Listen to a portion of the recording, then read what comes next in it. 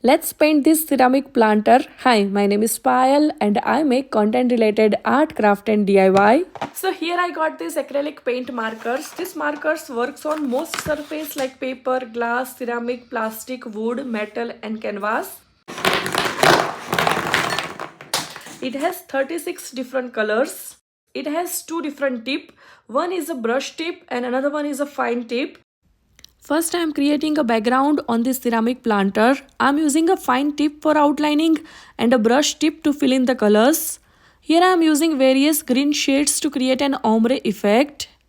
Next, I am adding a pattern with black marker. These acrylic markers are water-based, waterproof and odorless with high pigment for a smooth application. Finally, I am outlining my pattern. Let me know what would you like me to create with those markers in comment section below. If you are interested in purchasing these markers, you can find link in my bio. Thank you for watching this video.